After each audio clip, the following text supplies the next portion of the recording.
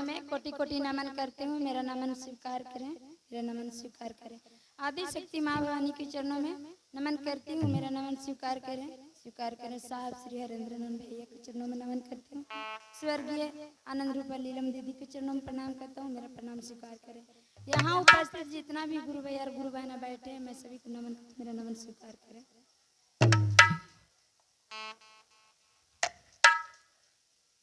शिव गुरु हवे डकटरवा उनकर तीन सुतर दवाइया, तीन सुतर दवाइया भैया, तीन सुतर दवाइया, तीन सुतर दवाइया बहना, तीन सुतर दवाइया।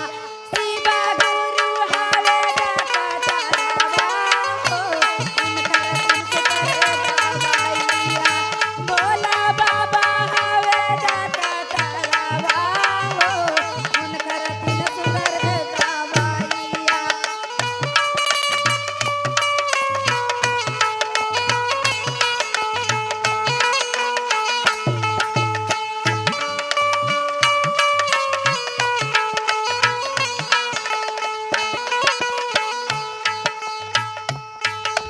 पहिला दवैया भैया दया तो मांगिया, दया सब मांगिया भैया, दया सब मांगिया।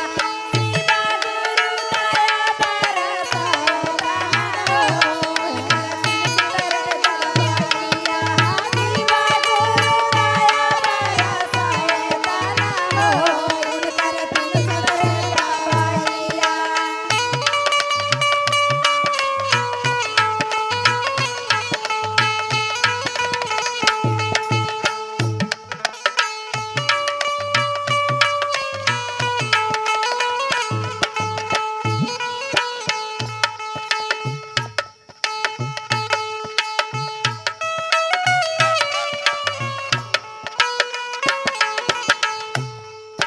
शिव गुरु हवे डकटरवा उनकर तीन सुतर दवाइया, भोला बाबा हवे डकटरवा उनकर तीन सुतर दवाइया, तीन सुतर दवाइया बाबा, तीन सुतर दवाइया, तीन सुतर दवाइया भैया, तीन सुतर दवाइया।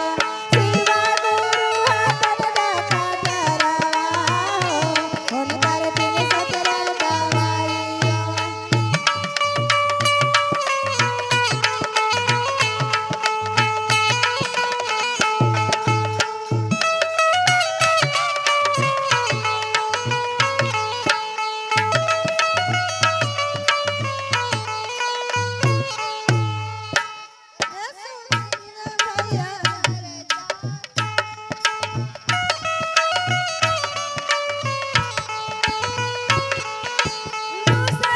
हेलो। भैया भैया चरा चकरैया, चरा चकरैया भैया, चरा चकरैया।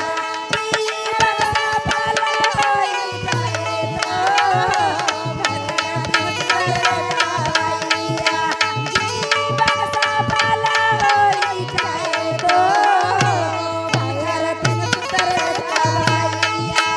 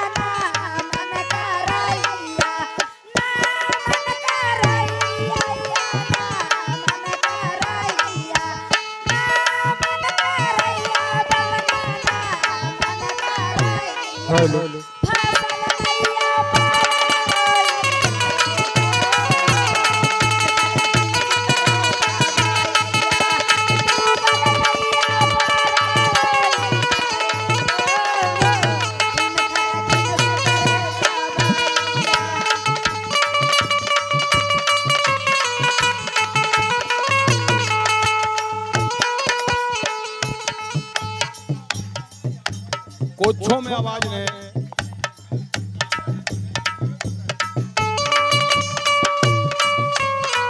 हेलो